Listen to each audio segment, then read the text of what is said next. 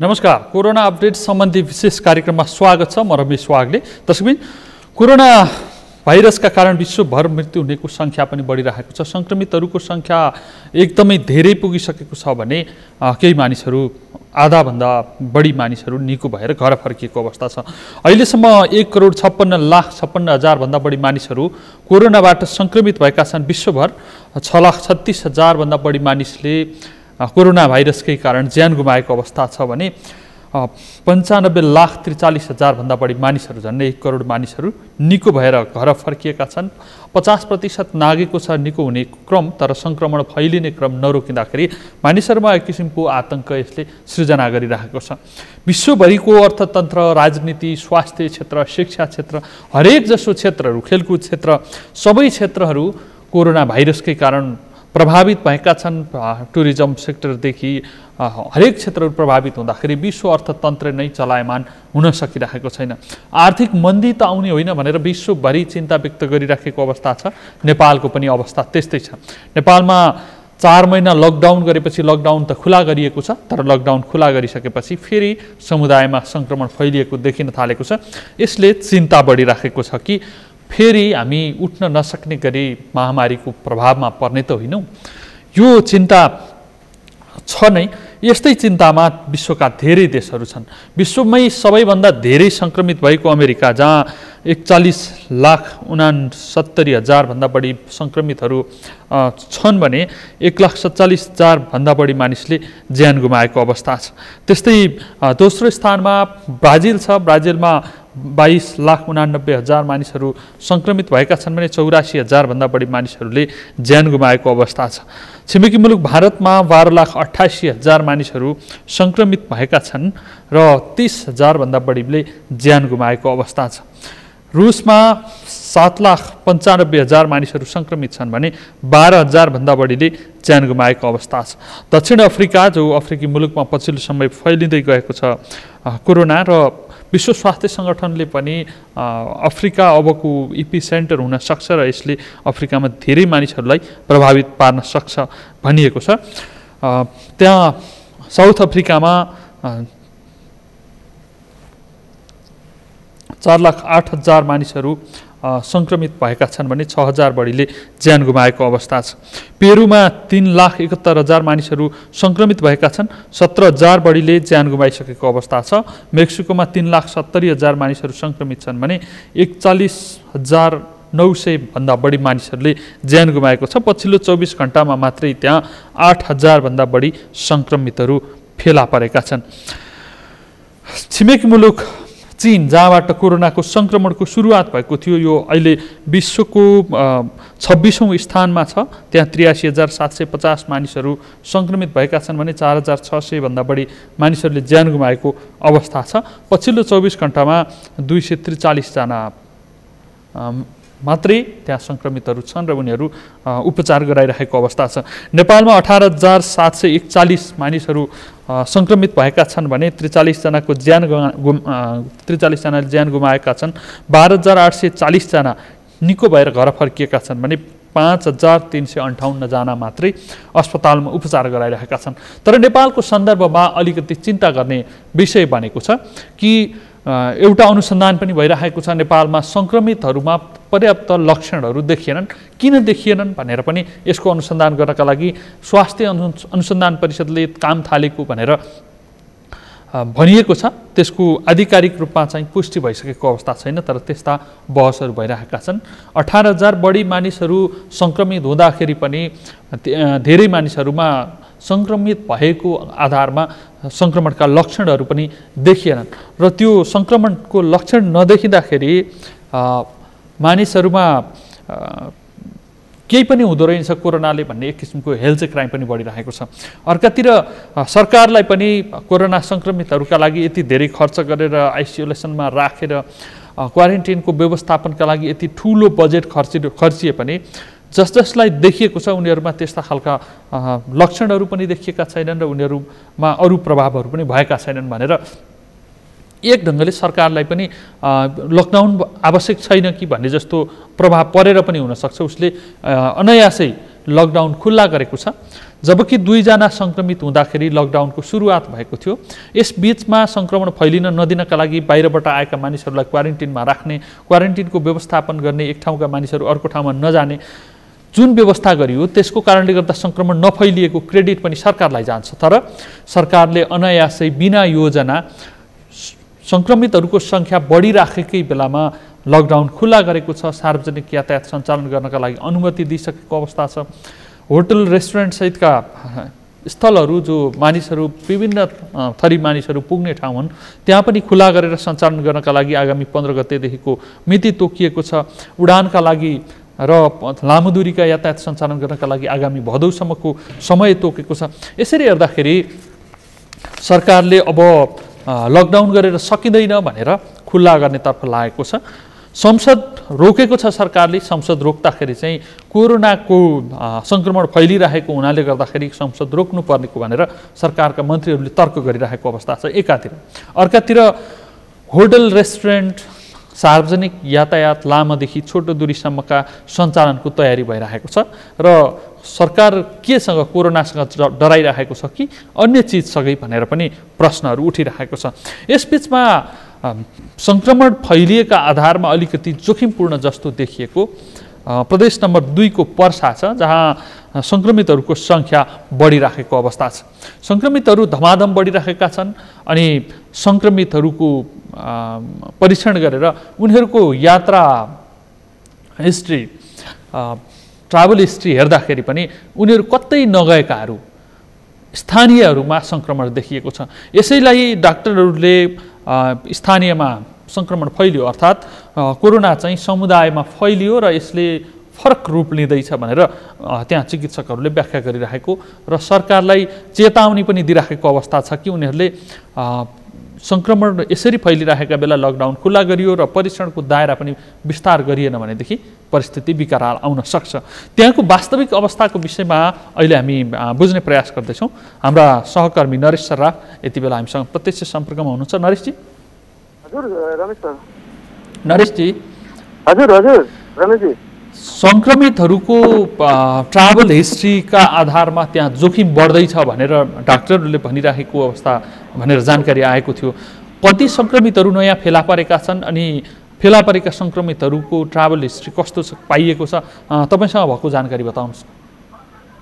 रमेशजी, यो बिहिबार राति तपाईँको 81-32 जना नयाँ कोरोना सङ्क्रमण थपिएका छन्, जुन कि एकजना मारुति फर्माको कर्मचारी हुनुहुन्छ, उहाँ सर्लाही शाखाका प्रमुख हुनुहुन्छ र त्रिपुर वडा प्रहरी कार्यालय जुन छ त्यसमा 4 जना भारतीय सहित 5 जना थुनुवामा फेला परेको छ।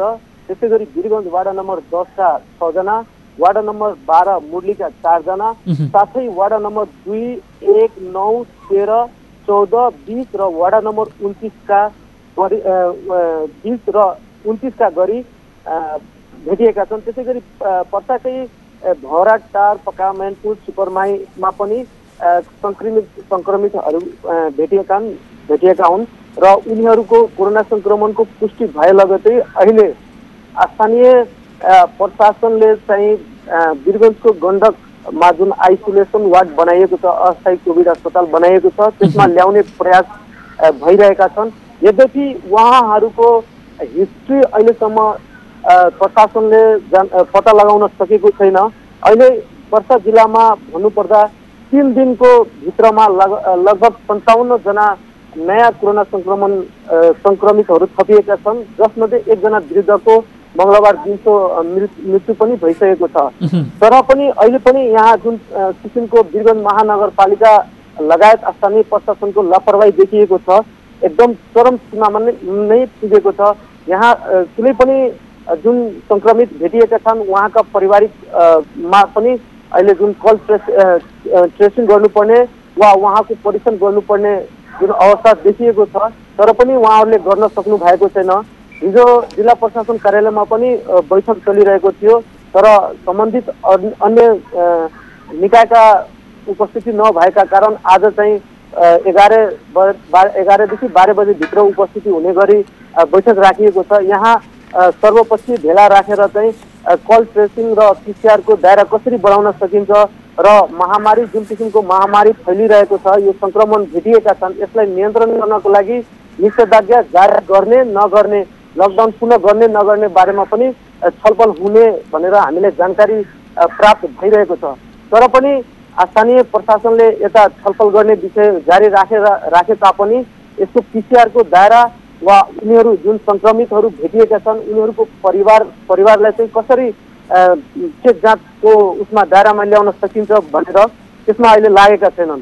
यसै अलपत्र छाडेका छन्। आइतबार पनि एकजना यही आइतबार वीरगञ्जका 9 जनामा कोरोना संक्रमण भेटिएका थिए। तिनका परिवारहरूका सदस्यहरूको आज 3 दिन बित्न लागिसकेको छ, तर पनि परीक्षण गरिएको छैन। यसै अवस्थामा छाडिएको छ। अहिले यहाँका हजुर त्यहाँ संक्रमितहरूको परीक्षण भएको छ, तर तिनै संक्रमितहरूका परिवारहरूमा कन्ट्र्याक्ट ट्रेसिङ गर्ने त्यो मानिसहरू चाहिँ कहाँ पुगेका थिए होइन, र उनले चाहिँ संक्रमण कसलाई सारेको हुनसक्छ, त्यस्तो सतर्कता चाहिँ अहिलेसम्म तपाईँको भनाइअनुसार देखिएन होइन? अहिले पनि देखिएको छैन। यहाँ त्यस्तो अवस्थालाई हेर्दाखेरि चाहिँ स्थानीयहरू कतिको त्रसित भइरहेका छन् कि सरकारले, स्थानीय सरकारदेखि सङ्घीय सरकारसम्मका निकायहरूले काम गरिरहेका छन्, ती सरकारले त्यो कन्ट्र्याक्ट ट्रेसिङ गर्ने कुरालाई प्राथमिकतामा नराख्दाखेरि स्थानीयहरूको भनाइ चाहिँ के छ? स्थानीय यो जुन संक्रमितहरूको संख्या एकदम बढ्न थालेपछि यहाँका जनताहरू आफै त्रसित फैलेका छन् र कतिपय सङ्गठनहरूले चाहिँ आफै आफ्ना व्यवसायहरू बन्द गरेर चाहिँ 5 दिनसम्म बन्द गर्ने निर्णय गरेर चाहिँ यसलाई रोकथाम र नियन्त्रण गर्नुपर्छ, स्थानीय सरकारले यसमा पहल गर्नुपर्छ भनेर दबाब पनि दिइरहेका छन्। भर्खर केही बेर पहिला हामीले एउटा जानकारी प्राप्त भएको छ, पत्ताका नेपाल फुलचादी व्यवसायी सङ्घले आजदेखि 14 गतेसम्म आफ्ना सम्पूर्ण व्यवसाय बन्द गरेर चाहिँ यो लकडाउनलाई, यो जुन कोरोना संक्रमण छ यसलाई कसरी नियन्त्रण गर्न सकिन्छ र यसबाट बच्नको लागि, सचेत हुनको लागि भिडभाड नहोस् भनेर आफ्ना व्यवसायहरू बन्द गर्न सूचना पनि आह्वान गरिसक्नु भएको छ। त्यसै गरी नेपाल चिकित्सक सङ्घले पनि एउटा सचेत भएर चाहिँ जुन बुधबार उहाँहरूको 2 जना चिकित्सकमा कोरोना संक्रमणको पुष्टि पनि भएको थियो, त्यसपछि उहाँहरू नेपाल चिकित्सक सङ्घले पनि पर्सा जिल्लामा भएका सम्पूर्ण अस्पतालहरू चाहिँ आकस्मिक सेवा बाहेक सबै बन्द गर्न आह्वान पनि गरिसकेको छ। आजदेखि उहाँहरू सबै काम आकस्मिक बाहेक सबै काम ठप्प गरिसकेका छन्। यद्यपि अर्को सूचना जारी गरेपछि मात्र अरू सेवाहरू सञ्चालन गर्ने जानकारी पनि हाम्रा नेपाल चिकित्सक सङ्घ पर्साका अध्यक्ष हुनुहुन्छ डाक्टर उदय नारायण सिंहले हामीले जानकारी गराउनु भएको छ। त्यसै गरी अहिले पनि एकदम अहिले खुलेर नबोले पनि विभिन्न सामाजिक सञ्जालहरूमा चाहिँ वीरगञ्जका नगर प्रमुख हुनुहुन्छ जुन विजय सरावगी एक महिना पहिला एउटा अभियान लिएर आउनु भएको थियो, पिसिआर मेसिन खरिद तथा एक घर एक पिसिआर परीक्षण गर्ने अभियान ल्याउनु भएको थियो। त्यसमा चाहिँ महानगरपालिकादेखि लिएर पर्सा जिल्लाकै गाउँपालिका लगायत यहाँका ठुला उद्योग व्यवसायीहरूले लगभग करोडौँ रुपियाँ सहयोग गरेर चाहिँ पिसिआर मेसिन खरिद गर्नमा सहयोग पुर्याएका थिएन र पिसिआरको साथसाथको साथ सङ्कलन गर्ने जुन आवश्यक किटहरू थियो त्यसको लागि पनि रकम जुटाएका थिएन। तर पनि अहिले पनि महानगरपालिकाले चाहिँ एक घर एक पिसिआर परीक्षणको दायरा बढाउने जुन अभियान थियो त्यो ल्याउन सकेको छैन। हामीले मेयर सरावगीसँग कुराकानी गर्दाखेरि उहाँहरूले चाहिँ हामी सरकारी केन्द्र लेभलकै सरकारको सहयोग प्राप्त नभएका कारण चाहिँ हामी यो अभियानलाई सार्थक रूपमा अगाडि बढाउन सकिएको छैन भनेर पन्छिन पनि एक किसिमको देखिएको छ। जुन कि उहाँले सुरुमै एउटा अभियान चलाउँदाखेरि जुन स्थानीयसँग जुन चन्दा सङ्कलन गर्नुभएको थियो त्यो अवस्थामा चाहिँ उहाँले यो कुरा भन्नुभएको थिएन। वीरगञ्ज उद्योग वाणिज्य सङ्घले पनि सचेत गराइसकेको छ। वीरगञ्ज महानगरपालिकाले भनेको सहयोग उठाएर किनेको पिसिआर मेसिनको पनि प्रयोग गर्नका लागि नगरपालिका तयार भएको छैन महानगरपालिका, त्यसैले गर्दाखेरि प्रश्नहरू उठिरहेका छन्। जहाँसम्म चिकित्सक सङ्घका अध्यक्ष डाक्टर उदय नारायण सिंहको कुरा गर्दै हुनुहुन्थ्यो, उहाँ नै अस्थायी अस्पतालको संयोजकको भूमिकामा पनि हुनुहुन्छ। उहाँले के भनिराख्नु भएको छ, यो समुदायमा फैलिएको हो अथवा यो चाहिँ बाहिरबाट आएका मानिसहरू नै बढी देखिरहेका छन् कि उहाँले त उपचारमा प्रत्यक्ष संलग्न हुँदाखेरि धेरै कुरा जानकारी पाएको हुन सक्नुहुन्छ? के छ, उहाँले के भनिराख्नु भएको छ? उहाँले भने अनुसार चाहिँ जुन यो खुला सिमाना का कारणले पनि यहाँका भारतबाट विभिन्न व्यक्तिहरू चाहिँ लुकीछिपी नेपालमा जुन प्रवेश गरेका छन् र त्यसै उनीहरूलाई चाहिँ क्वारेन्टाइनमा राखेको पनि थिएन र सम्पर्कमा पनि ल्याउन सकिएको थिएन। जुन उनीहरूले लुकीछिपी बसेका छन् र एक अर्का समुदायमा जुन सम्पर्कमा आएका थिए त्यही व्यक्तिहरूले चाहिँ आज स्वयं पिसिआर शुल्क तिरेर पिसिआर परीक्षण गराउँदाखेरि त्यस्ता अवस्थामा कोरोना संक्रमणको पुष्टि भएको छ। यद्यपि मेडिकलमा जुन नारायणी अस्पतालका जुन पिसिआर परीक्षण गराउन आएका व्यक्तिहरूबाट चाहिँ अस्पतालका लगभग 3 जना कर्मचारीहरूमा पनि कोरोना संक्रमण फैलिएको थियो, पुष्टि पनि भएको छ यसको। त्यो लगतै नारायणी उच्चते अस्पतालको आइसियु कक्ष र सर्जिकल वार्ड पनि अहिले सिल गरिएको छ। त्यस्तै यहाँका जुन एडभान्स अस्पताल छ त्यसमा पनि एकजना कोरोना संक्रमितको पुष्टि भएसँगै त्यसको पनि अस्पतालमा लगभग त्यहाँका नयाँ पेसेन्टहरू लिने काम बन्द गरिएको छ। भित्र रहेका पेसेन्टहरूलाई पनि निकालेर त्यसलाई सेनिटाइजर गर्ने काम गरिएको छ। त्यस्तै अर्को यहाँ अलि अर्थो सेन्टर भन्ने छ, त्यसमा पनि एकजना व्यक्तिको अपरेसन गरिएको थियो, हातको अपरेसन गरिएको थियो, तर उनमा पनि कोरोना संक्रमणको पुष्टि भए लगतै अहिले त्यो अस्पताल पनि सिल गरिएको अवस्थामा छ। यदि यहाँका जुन चिकित्सकहरूले पनि बारम्बार यहाँका अगुवा, राजनीतिक दलका अगुवादेखि लिएर महानगरपालिकाका प्रमुख र यहाँका प्रमुख जिल्ला अधिकारीले पनि बारम्बार आग्रह गर्दा पनि यो पिसिआर परीक्षणको दायरा कसरी अगाडि बढाउन सकिन्छ त्यो किसिममा चासो देखाएको छैन भनेर उहाँहरूले पनि बारम्बार भनिराख्नु भएको थियो। तै पनि केही पहल नभएपछि उहाँहरू आफै एउटा हार्डली स्टेप लिएर चाहिँ नारायणी पर्सा जिल्लाकै सम्पूर्ण अस्पतालको आकस्मिक ब्याग सेवाहरू बन्द गर्ने निर्णय गरेर चाहिँ यसमा अगाडि बढ्नु भएको छ। यसमा जिल्ला कोभिड कन्ट्रोल कमिटीले पनि समन्वय गरेको छैन, अस्पताल आफैले निर्णय गर्न बाध्य भएको छ हैन? यसमा अस्पतालले आफै निर्णय गरेर चाहिँ यहाँका आकस्मिक सेवा बाहेक सबै बन्द गरेका छन्। नरेशजी धेरै धेरै धन्यवाद। आफू पनि सुरक्षित भएर रिपोर्टिङमा खट्नुहोला, यो जोखिमपूर्ण क्षेत्रमा खटिराख्नु भएको छ। उहाँ हुनुहुन्थ्यो हाम्रा सहकर्मी नरेश सरा वीरगञ्जबाट पर्साको अवस्थाका विषयमा हामीलाई जानकारी गराउँदै हुनुहुन्थ्यो। पर्सामा समुदायमा संक्रमण फैलिएको आशंका गरिएको छ।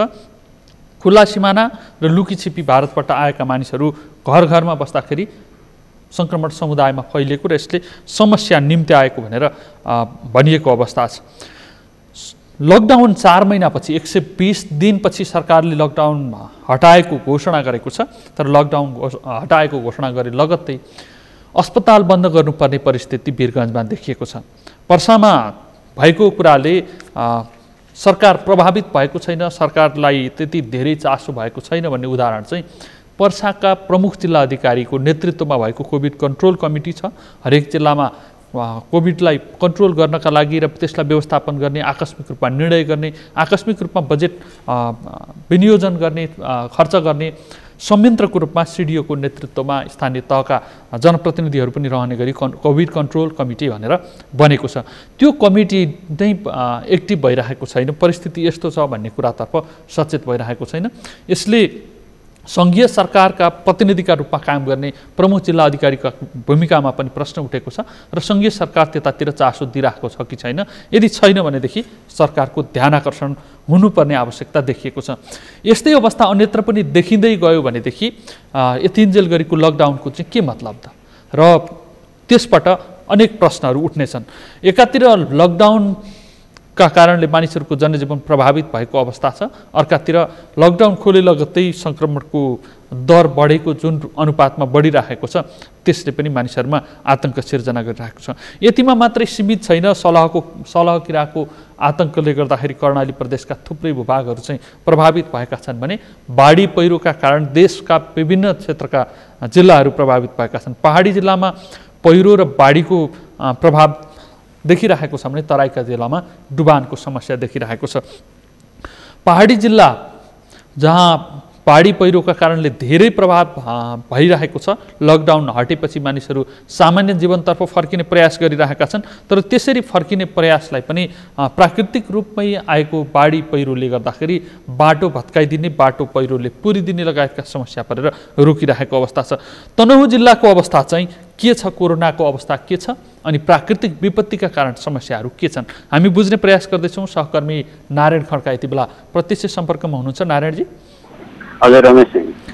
तनहुँमा कोरोना संक्रमणको असर कस्तो देखिराखेको छ अहिले पछिल्लो समय चाहिँ?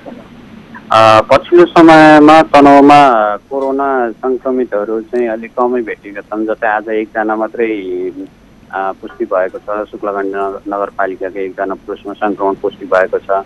यो सँगै तनहुँमा हालसम्म संक्रमितको सङ्ख्या चाहिँ 176 जना पुगेको छ। त्यो सँगै अर्को पक्ष चाहिँ के छ भन्दा 148 जना चाहिँ संक्रमितहरू निको भएर घर फर्केका छन्। त्यसले गर्दा बिस्तारै अब एउटा संक्रमणको दर चाहिँ कम हुँदै गएको र संक्रमितहरू पनि निको हुँदै गएको चाहिँ एउटा त्यो चाहिँ सकारात्मक पाटो छ। तर अर्को चाहिँ पाटो के छ भन्दा अब जस्तै जति पनि अहिले संक्रमितहरू भेटिएका छन् र उनीहरूको जुनको परीक्षण गरिएको छ ती परीक्षण चाहिँ जो भारत लगायत अन्य मुलुकबाट आएका नागरिकहरूमा मात्रै सीमित छ र त्यही यदाकदा अब जुन विदेशबाट आएका र अन्य संक्रमितहरूको उनीहरूको उद्धार व्यवस्थापनमा खटिएका जुन फ्रन्ट लाइनमा खटिने छन् स्वास्थ्यकर्मी सुरक्षाकर्मीहरू उनीहरूको चाहिँ अब स्वास्थ्य परीक्षण गरिएको छ। उनीहरू पनि केहीमा संक्रमण देखिएको थियो र अहिले उनीहरू पनि सबै निको भएर घर फर्केको अवस्था छ। त्यसले गर्दा समग्रमा हेर्दा चाहिँ अहिले तनहुँको अवस्था चाहिँ बिस्तारै क्रमशः घट्दै गएको हो कि भन्ने चाहिँ एउटा रेसियो चाहिँ देखिन्छ। अब यदि अब यो भोलि पब्लिकमा यो समुदाय स्तरमै परीक्षण गर्न थालियो भने चाहिँ बढ्छ कि भन्ने एउटा आशंका पनि छ। तर त्यो अवस्था चाहिँ छैन अहिले। अब किन जति पनि संक्रमितहरू छन् उनीहरूको पनि स्वास्थ्य अवस्था सामान्य भएको र निको भएर घर फर्किने क्रम पनि बढ्दै गएको र बाहिरबाट आएका व्यक्तिहरूको पनि परीक्षणको दायरा बढाउँदै जाँदाखेरि उनीहरूमा पनि संक्रमण न्यून देखिराखेका कारणले गर्दा केही सामान्य बन्दै गएको हो कि भन्ने चाहिँ एउटा तनहुँको अवस्था चाहिँ त्यसरी हेर्न सकिन्छ। नारायणजी 6 गते मध्यरातदेखि सरकारले 120 दिनपछि लकडाउन हटाएको छ।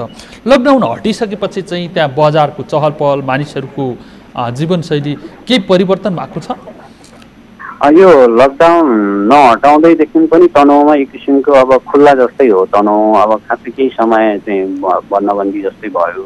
तर पछिल्लो समय चाहिँ यो असार लागेदेखि यता चाहिँ लगभग सबै बजार क्षेत्र खुलेका छन्।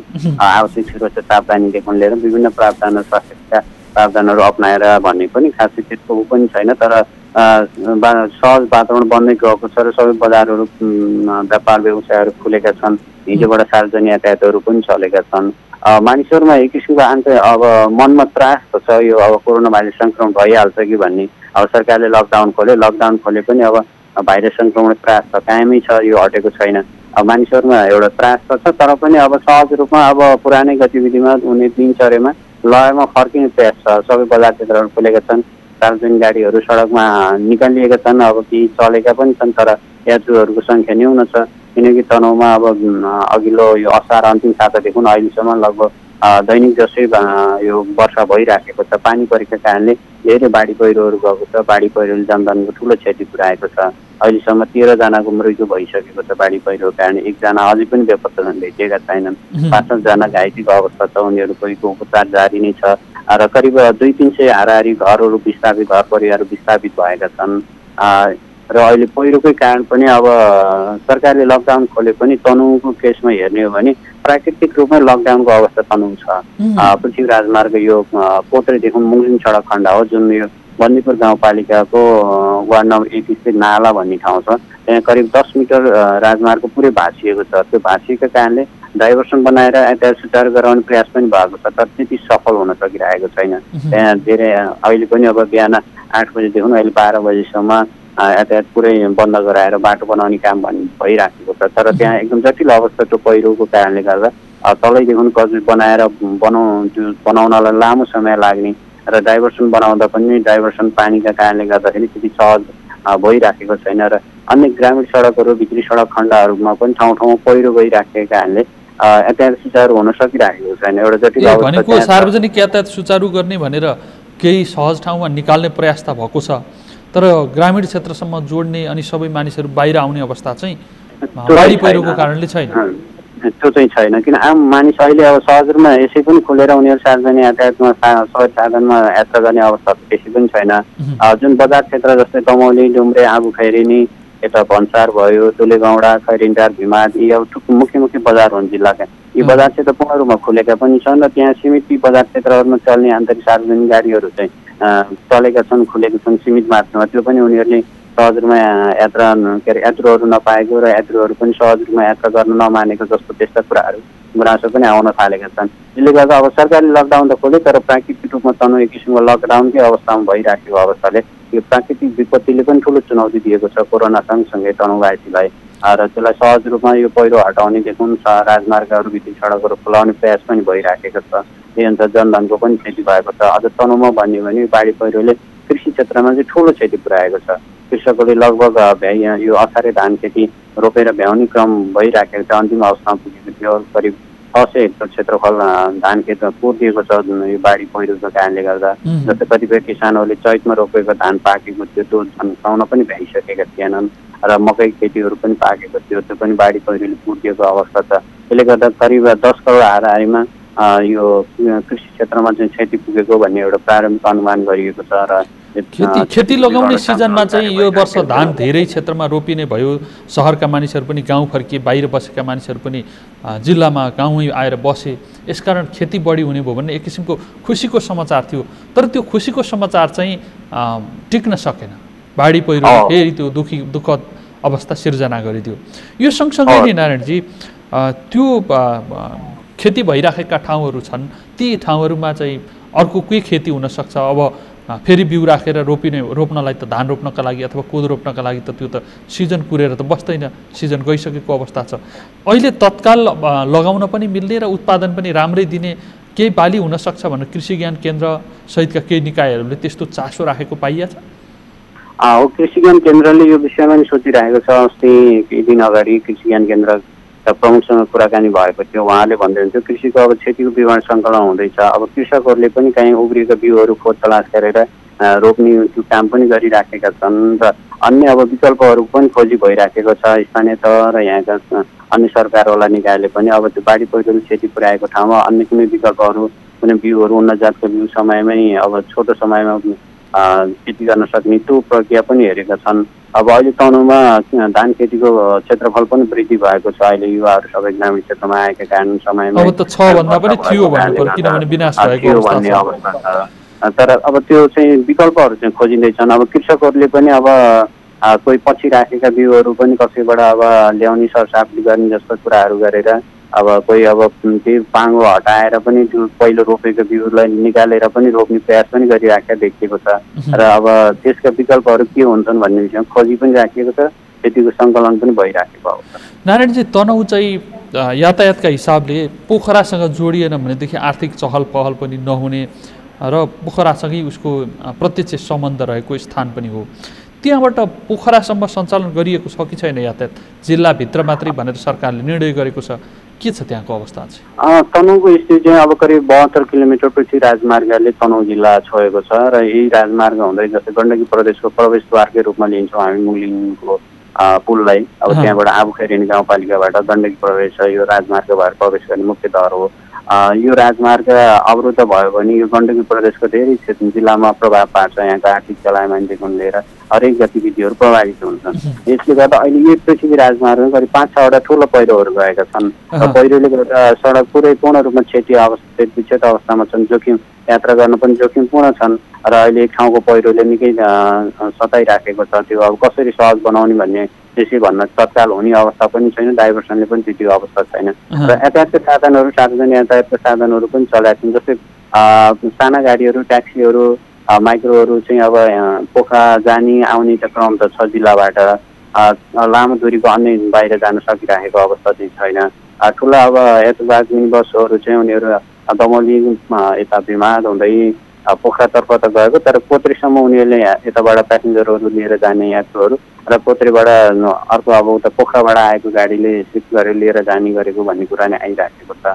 कतिपय अवस्थामा यातायातका साधनहरू सहजै रूपमा पोखरा पुगेका पनि छन्। निजी र सार्वजनिक गाडीहरू, साना गाडीहरू चाहिँ सहजै रूपमा पोखरा आउजाउ गरिराखेको अवस्था छ। यी भनेको पोखरासँग जिल्लाभित्रको भनेर सरकारले निर्णय गरे पनि त्यहाँ चाहिँ रोकिएको अवस्था छैन, पोखरासँगको सम्पर्कमा जोडिएको अवस्था छ। जोडिएको छ। यिनीहरू चाहिँ अब ठुला बसहरू चाहिँ अब पोत्रीसम्म पुग्ने तनहुँको सीमा क्षेत्रसम्म र त्यहाँबाट प्यासेन्जर यात्रुहरू चाहिँ उता पोत्रीबाट पोखरातिर लाग्ने, पोखराबाट आएका यात्रुहरू पनि कोत्रीमा आइपुगेर अनि यताको गाडीले यता लिएर आउने, उताको गाडीले उता लाने एउटा त्यो व्यवस्था छ भन्ने कुरो नै आइरहेको छ। र अन्य साना गाडीहरू चाहिँ सहज रूपमा आउजाउ गरेका छन्, त्यस्तो विधिहरू चाहिँ छैन। धन्यवाद नारायणजी। उहाँ हुनुहुन्थ्यो हाम्रा सहकर्मी नारायण खड्का तनहुँबाट हामीलाई जानकारी गराउँदै हुनुहुन्थ्यो कि तनहुँमा कोरोनाको सङ्क्रमण त घटेको छ, तर प्राकृतिक विपत्तिले गर्दाखेरि समस्या चाहिँ घटेको छैन, बरु बढिरहेको छ। मानिसहरूले किसानले लगाएको खेत बाढीले पुरिदिएको अवस्था छ, फेरि बिउ उमारेर धान रोप्नका लागि पनि सम्भव छैन, अनि त्यहीँ उत्पादन हुने कुरा पनि सम्भव छैन, किनभने रोपेको रोपो चाहिँ पुरिदिइसकेको अवस्था छ। किसानहरूले चैतमा लगाएको धान उठाउने समय भएको थियो, त्यो उठाउने बेलाको धान पनि पुरिदिएको अवस्था छ भनेदेखि भित्र्याउनै लागेको मकै जो खेतमा पाकिरहेको थियो त्यो पनि पुरिदिएको अवस्था छ। यसले मान्छेहरूमा एकदमै धेरै समस्याहरू बढिरहेका छन्। एउटा विपत्तिबाट पार लागिन्छ कि भनेर आश गरिरहेका मानिसहरूमा अर्को विपत्तिले लगाएको खेती पनि पुरिदिएको छ। तनहुँमा यसपटक धान रोप्ने क्रममा चाहिँ धान खेती बढ्यो भनेर खुसीको समाचार पनि धान रोप्ने समयमा असारको दोस्रो तेस्रो सातादेखि नै त्यो समाचार सार्वजनिक भएको थियो, त्यो समाचार आएको थियो। तर त्यसबाट खुसी भएका किसानहरूको खुसी एक महिना पनि टेक्न सकेन। असारकै अन्तिममा आएको बाढीले रोपेको धान मात्रै पुरिदिएन, उठाउनै लागेको चैते धान पनि पुरिदियो अनि मकै पनि पुरिदिँदाखेरि किसानहरू फेरि निराश हुने अवस्था छ र अब खेती अर्को वैकल्पिक खेती चाहिँ के गर्ने भन्ने पनि चिन्ता बढिरहेको छ। यस्तै चिन्ता विभिन्न जिल्लामा परिरहेको छ अनि समस्याहरू कस्ता छन् भनेर हामी बुझ्ने प्रयास गरिरहेका छौँ। कोरोना सङ्क्रमणको अवस्था सँगसँगै प्राकृतिक विपत्तिका कारण आएका समस्या र सलहगिराका कारणले पनि ठाउँ ठाउँमा समस्याहरू आएका छन्। यी समस्याहरू हामी जोड्ने प्रयास गर्दैछौँ। अब हामी सुदूरपश्चिम प्रदेशको प्रदेश मुकाम रहेको जिल्ला कैलालीतर्फ लाग्दैछौँ, जहाँ हाम्रा सहकर्मी दिनेश विष्ट हुनुहुन्छ। दिनेशजी हामीलाई सुन्नु?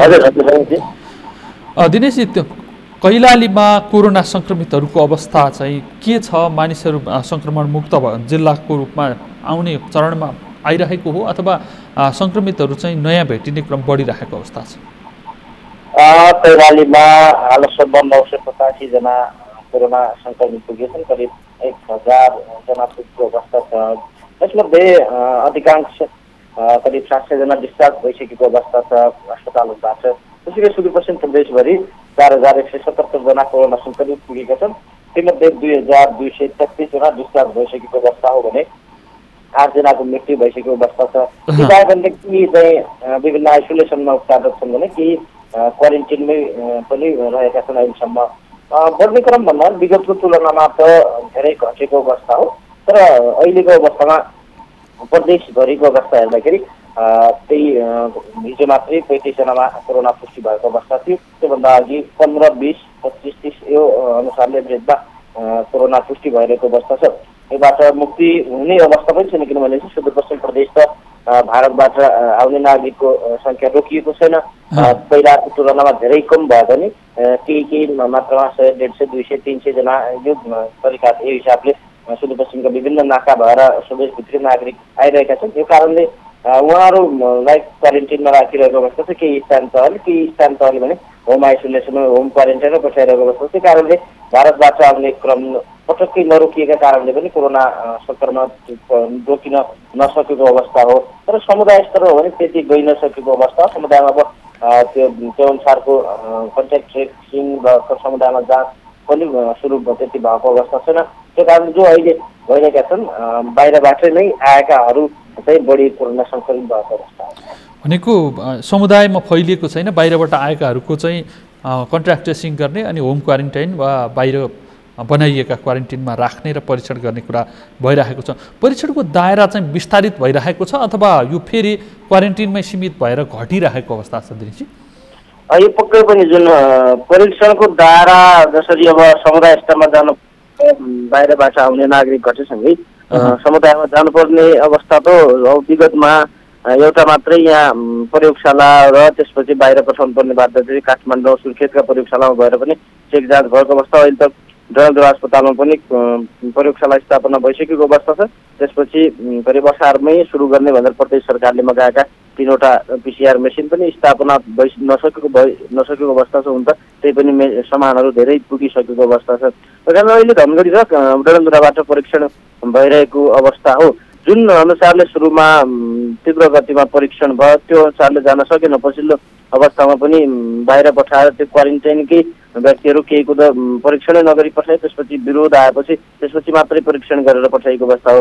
अहिलेको समुदाय स्तरमा त्यस्तो आफै कोही शङ्कास्पद भएर आउँछ, त्यस्तो लक्षण भएर आउँछ, जाजरकोट ल्याउन लाग्यो भने त्यो अनुसारले चाहिँ आयो भनेपछि चाहिँ परीक्षण हुन्छ। त्यसैले उत्तिकै समुदाय स्तरमा गर्नुपर्छ। अब त्यो छनौट गरेर कुन क्षेत्रमा कति गर्ने त्यो हिसाबले सुरुवात नै नभएको अवस्था हो। कन्ट्याक्ट ट्रेसिङ चाहिँ भइरहेको छ भनेर मन्त्रालयले भन्छ, तर त्यो अनुसार कन्ट्याक्ट ट्रेसिङ पनि भइरहेको अवस्था छैन। अब अस्ति मात्रै केही दिन अगाडि गौरीगङ्गा नगरपालिकाको हामीले रिपोर्टै प्रसारण गरेका थियौँ। त्यहाँ करिब घर पुगेको 5 दिनपछि रिपोर्ट आएको कोरोना पोजिटिभ। उहाँहरू चाहिँ एकदम सबै सङ्कट ओल्लो पल्लो घर इष्टमित्रसम्म पुगिसकेको अवस्था। उहाँहरूको त्यो सम्पर्कमा आएकाहरूलाई समेत परीक्षण नगरिएको अवस्था छ। त्यो कारणले कन्ट्याक्ट ट्रेसिङ पनि त्यो अनुसारले जान सकेको छैन। समुदाय स्तरमा पनि परीक्षण विस्तार नभएको र भारतबाट मुख्यतया भारतबाट आउँछन्। यहाँ भारतबाट आएकाहरूको मात्रै परीक्षण भइरहेको कारणले भारतबाट आउने घटे, त्यो अनुसारले कोरोना सङ्क्रमित पनि घटेका हुन् भन्ने भइरहेको अवस्था। कोभिड पोजिटिभ देखिएकाहरू पनि गएर घुलमिल भएका छन्। घुलमिल भएकाहरूको परीक्षण गरिएको छैन, त्यसैले जोखिम छ त जोखिम चाहिँ देखिसकेको अवस्था तत्कालका लागि चाहिँ छैन। जहाँसम्म 120 दिनपछि लकडाउन खोलिएको छ नि दिनेशजी, लकडाउन खोलिसकेपछि बजारको अवस्था के छ, सार्वजनिक यातायात सञ्चालन कसरी भइरहेका छन्, त्यहाँको अवस्था चाहिँ के छ? लकडाउन खुलेसँगै बजार त भिडभाड एकदम भत्तै भिडभाड बढेको अवस्था छ। सुरुवातीमा पनि लकडाउन पूर्ण रूपमा नखुल्ले पनि हाम्रो मुख्यतया धनगढी बजार त अलिअलि केही प्रतिशत खुलिरहेको अवस्था थियो। त्यसपछि अब लकडाउन नै खुलिसकेपछि पूर्ण रूपमा बजार खुलेको अवस्था छ। भिडभाड पुरानै अवस्थामा आएको अवस्था छ। त्यसपछि सार्वजनिक सवारी साधनहरू पनि चल्न सुरु भएका छन्।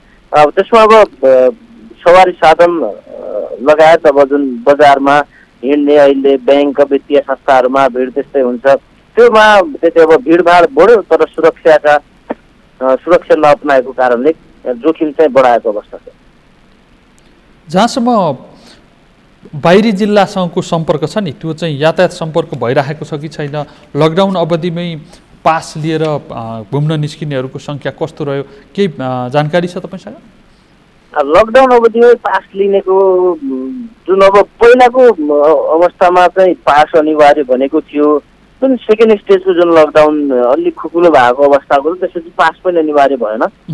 जुन सार्वजनिक सवारी साधनले बोकेमा मात्रै त्यहाँलाई के अरे ट्राफिकले प्रहरीले रोक्ने र आवश्यक अनुसन्धान गर्ने गरेको थियो। जुन निजी सवारी साधन स्कर्पियो गाडीहरू ट्याक्सीहरू भयो, उहाँहरूले त यहाँबाट काठमाडौँबाट यहाँ लगायतका थुप्रै जिल्लाहरू ओहोर दोहोर गरिएको अवस्था हो। त्यो रोकिएन। जुन खुकुलो गरियो, अलिक खुकुलो गरिसकेपछि त चेक जाँच पनि कडाइ गरिएन। निजी सवारी साधनले चाहिँ यात्रुहरू धेरै बोक्यो, तर सार्वजनिक सवारी साधनले भने अहिले मात्रै जुन पूर्ण रूपमा लकडाउन खुलेपछि मात्रै बोक्न सुरु गरेको अवस्था। त्यसो भए यो लकडाउन खोलेको घोषणा गरी लकडाउन हटाएको घोषणा सरकारले गर्यो, त्यसपछि बजार मान्छेहरू चाहिँ सामान्य जीवनतर्फ फर्केका हुन्, बजार पनि सामान्य अवस्थामा फर्केको हो? तकरिबन सबै सामान्यतर्फ पुरानै अवस्थामा जुन सुरुको अवस्था थियो त्यही अवस्थामा मान्छेहरू फर्किसक्यो। पुरानै अवस्थाले बजारहरू चल्न सुरु भएको छ, मानिसहरू पुरानै तरिकाले छन्। अब तर पनि अलि केही क्षेत्रमा अलि सुरक्षा अप्नाइएको छ। कहीँ अब त्यति रेस्टुरेन्टहरूमा त्यति खुलिएको अवस्था छैन, कहीँ अलि भए पनि लगभग पुरानै अवस्थामा फर्किसकेको अवस्था छ बजार। बजार पनि स्वाभाविक रूपमा चलिरहेको छ त दिनेशजी? मूल्यको व्यवस्थापन कसरी भइरहेको छ? मान्छेहरूले केही गुनासो गरिरहेका छन् अथवा बजार चाहिँ खुल्यो अब हामी खुसी हुन पायौँ भनेर मानिसहरू खुलेर किनबेलतर्फ लागेका हुन्? बजार खुलेको अवस्था हो, तर मूल्य भने भत्तै बढेको अवस्था छ। बजार खुल्यो, मूल्य बढिरहेका कारणले अब जुन पुरानो अवस्था थियो त्यो अनुसारले सामानहरू किन्न पाएनन् नागरिकहरूले। त तरकारीकै मूल्य पनि एकदमै आकाशिएको अवस्था छ। त्यस्तै माछा मासु सबैको मूल्य, दैनिक उपभोग्य सामग्रीको मूल्य पनि आकाशिएको अवस्था छ। त्यो कारणले अलिक नागरिकको गुनासो चाहिँ त्यो बजार खुले पनि अब दैनिक उपभोग्य सामानमा वृद्धि भयो भन्ने एकातिर छ भने व्यवसायीहरू पनि जुन थोक व्यवसाय ठुल्ठुला फ्यान्सी यताउति व्यवसायहरू चाहिँ उहाँहरूले पनि व्यवसाय नै त्यति राम्रो हुन सकेन भन्ने एकातिर व्यवसायिक गुनासो छ भने दैनिक उपभोग्य सामग्रीमा चाहिँ उपभोक्ताले एकदमै महँगी झेल्नु परेको अवस्था। तरकारीको पनि मूल्य बढ्यो भन्दै हुनुहुन्छ। तरकारी त यो उत्पादन हुने मुख्य सिजनमै पर्छ, किन महँगो भयो? त्यो भारतबाट आयात गरिएको छ कि पहाडी जिल्लाबाट आयात भइरहेको छ कि के कारणले महँगो भइरहेको छ भन्ने सन्दर्भमा केही अध्ययन अनुसन्धानहरू भएका छन्? जुन अहिले अब तरकारीको सिजन अहिले पहाडी क्षेत्रमा बढी तरकारी उत्पादन हुन्छ तराई क्षेत्रमा भन्दा पनि। तराईमा अब जुन उत्पादन भएको तरकारी बजारसम्म केही क्षेत्रबाट पुग्दैन, त्यो पुगायो भने महँगो कस्ट भाडा बढी पर्छ भन्ने हिसाबले जुन व्यवसायका कुरा अनुसारमा अहिले भाडा बढी परेर नै अहिले के अरे महँगिएको तरकारी अब जुन पहिला यहीँ बाहिरबाट त्यति मगाउनु पर्ने अवस्था थिएन, यहीँ नजिकै उत्पादन भएको तरकारीले ग्राहकसम्म पुर्याउने भएको हुनाले त्यति महँगो परेन। र अहिले चाहिँ टाढाबाट आएको तरकारी चाहिँ कस्ट बढी पर्ने भएको हुनाले महँगो भएको भनेर व्यवसायले भनेको छ। धन्यवाद दिनेशजी जानकारीका लागि। उहाँ हुनुहुन्थ्यो हाम्रा सहकर्मी दिनेश श्रेष्ठ। कैलालीबाट हामीलाई त्यहाँको लकडाउन खुलिसकेपछिको अवस्था, बजारको अवस्था, सँगसँगै कोरोना परीक्षणको पिसिआरको दायरा बढ्न नसकेको, भारतबाट आउने क्रम जारी रहेको र उनीहरूको मात्रै परीक्षण गरिरहेको अवस्थाबारे हामीलाई जानकारी गराउँदै हुनुहुन्थ्यो। कैलालीमा केही सङ्क्रमितहरू सङ्क्रमण छ भनेर पुष्टि हुँदाहुँदै पनि जिद्दी गरेर समुदायमा गएको, समुदायमा घुलमिल भएर कामहरूमा पनि सामूहिक रूपमा सहभागी हुने गरेको भनेर जानकारी आएको थियो। तिनीहरूसँग कन्ट्र्याक्ट ट्रेसिङ गर्ने र समुदाय स्तरमै परीक्षणको दायरा पुर्याउने जुन प्रयास गर्नुपर्ने थियो त्यो प्रयास चाहिँ धनगढी महानगरपालिकाले पनि गर्न सकेको छैन, अनि कोभिड कन्ट्रोल जिल्ला समन्वय समितिले पनि गर्न सकिरहेको छैन भने सङ्घीय सरकारको पनि ध्यान आकर्षण भएको छैन। त्यसैले मानिसहरू जोखिम छ भन्ने कुरा स्वीकारेर जोखिम मोली हिँड्नुपर्ने र दैनिक गतिविधिहरू सञ्चालन गर्नुपर्ने अवस्था छ। सङ्घीय सरकारले 4 महिनापछि लकडाउन खुलेको घोषणा गर्यो, तर प्रदेश नम्बर 2 को नेपालकै मुख्य व्यापारिक केन्द्र भनेर चिनिन्छ वीरगञ्ज, जहाँ अस्पतालहरू सिल गरेर राखिएको अवस्था छ, अनि व्यवसायीहरूले 5 दिन 6 दिनका लागि भनेर व्यवसाय नै बन्द घोषणा गरेको अवस्था छ। त्यहाँ कोभिड कन्ट्रोल समन्वय समितिको बैठक हुँदैछ।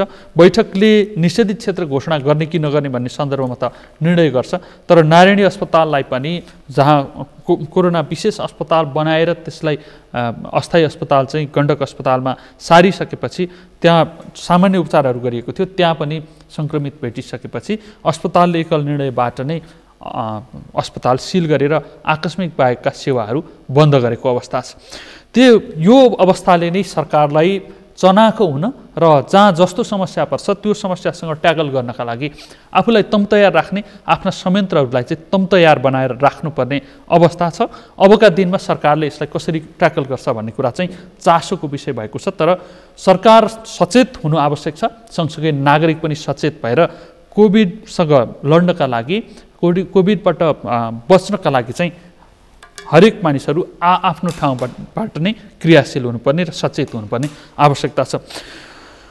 कोरोना अपडेट सम्बन्धी यो विशेष कार्यक्रमबाट बिदा लिने समय भएको छ। म सहित सम्पूर्ण मिनेट बिदा चाहन्छु। सगरमाथा टेलिभिजन हेर्दै गर्नुहोला। नमस्कार।